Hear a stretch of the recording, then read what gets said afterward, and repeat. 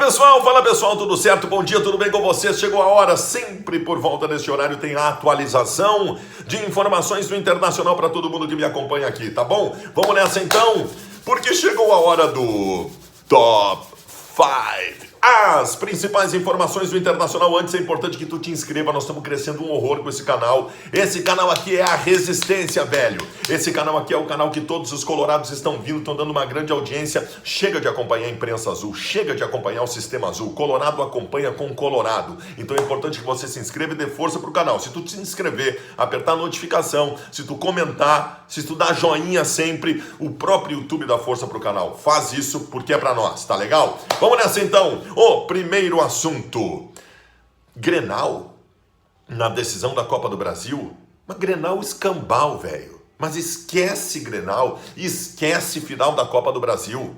Tá começando um oba-oba e esse tipo de coisa desvirtua completamente a ideia do que nós temos que pensar nesse momento. Mas chega, mas aqui, ó, Colorado nenhum pode falar em Grenal neste momento. Nós temos, não coloque em rede social, não projete Grenal, não faça nada disso. Eu não sei nada de final de Copa do Brasil porque eu não tô na final da Copa do Brasil.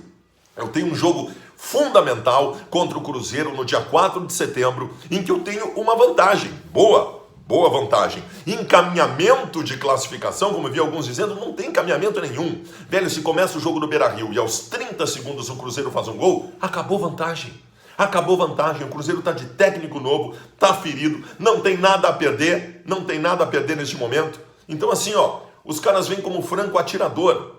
Então esqueçam a possibilidade de Grenal neste momento. Não falem em Grenal, abominem Grenal, tirem isso da cabeça, tirem final da Copa do Brasil da cabeça e vamos focar porque realmente interessa, que é o jogo contra o Cruzeiro. E antes do jogo contra o Cruzeiro, 2 jogos importantes da Libertadores da América contra o Flamengo nas quartas de final. Humildade, aqui é humildade. Arrogância do outro lado. Aqui é humildade sempre. Segundo ponto importante. Bom, a gente elucidou a questão Guerreiro, né? Elucidou. O que era para ser feito, foi feito. Todos os movimentos que o Inter podia fazer, o Inter fez. O Inter foi na CBF, o Inter foi na Federação Peruana, o Guerreiro ligou para o Gareca, sensibilizou o Careca, vamos ver até que ponto sensibilizou, e agora vamos esperar. Vamos esperar o dia 23, às 2 horas da tarde, quando o Gareca anuncia a convocação da seleção peruana. Se convocar o Guerreiro está fora contra o Cruzeiro de uma possível primeira partida da final da Copa do Brasil. Tá? Então, assim, essa é a situação. E quem jogaria? Aí é que eu quero chegar. Nós não falamos disso ainda. E se o Guerreiro não jogar? É uma possibilidade. E se o Guerreiro não jogar? O Odair coloca o Sobis ou coloca um centroavante, que seria ou Pedro Lucas ou Trellis. O que faz o Odair? Bom, deixa eu dizer para vocês. Em situações corriqueiras de Campeonato Brasileiro, quase sempre o Odair tem preferido colocar um jogador de idêntica característica do Guerreiro, ou seja, um centroavante. Ele coloca o Trellis.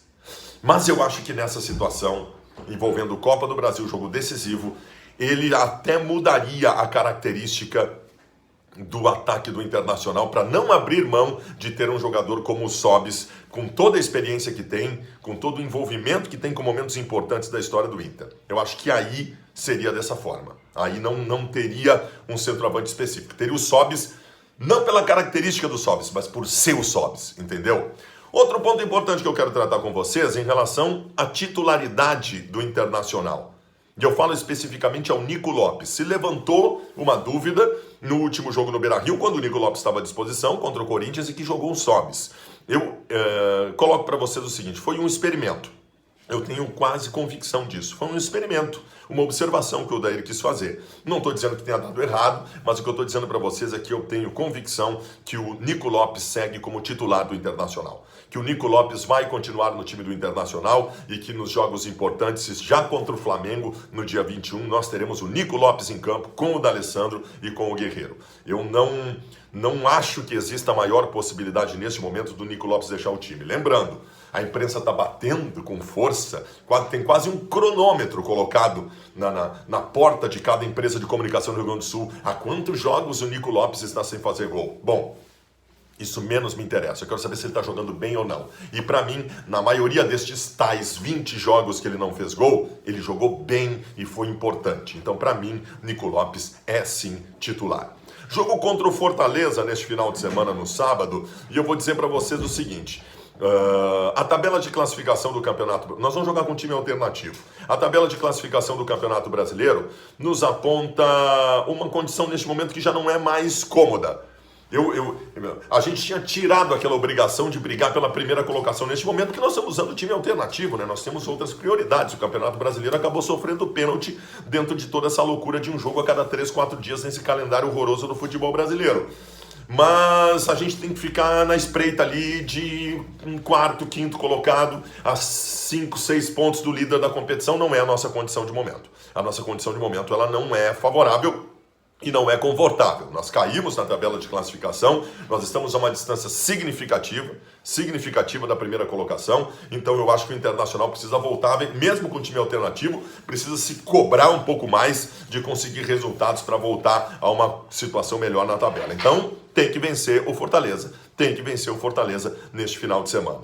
Deixa eu terminar falando sobre premiação de Copa do Brasil, né? Dinheiro, grana, e é importante, o clube está em reconstrução financeira também, tá indo para um caminho muito interessante de terminar com déficit, de bater no 0-0 e terminar de vez com aquele rombo deixado lá em 2015, 2016. A Copa do Brasil é a competição que mais paga, por isso que ela ganhou força. E hoje a Copa do Brasil tem mais expressão que o Campeonato Brasileiro, quem diria, né?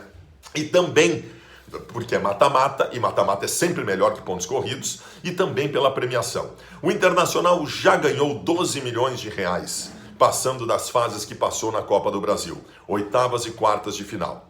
Se o Internacional for à final da Copa do Brasil, só por estar na final, mesmo que perca a final, se for segundo colocado, ganharia 21 milhões de reais. 21 milhões de reais a mais do que os 12 que ganhou. E se o Inter for campeão da Copa do Brasil, o Internacional estará embolsando 64 milhões de reais. 64 milhões de reais. Para se ter uma ideia, o déficit do primeiro semestre, claro, não contou ali venda de Iago e tal, venda de Eduardo Henrique, Maurides, mecanismo de defesa, muita coisa não entrou e já equilibra aqueles 60 milhões de reais. Mas se tu pegar esses 60 milhões de reais de déficit do primeiro semestre, só a Copa do Brasil já mataria, já zeraria tudo. Então, também por isso é muito importante ganhar essa competição. Valeu, gente! Um grande abraço para vocês. Se inscreve no canal, é sempre importante. Tamo junto, Dani Colorado, sempre. Valeu!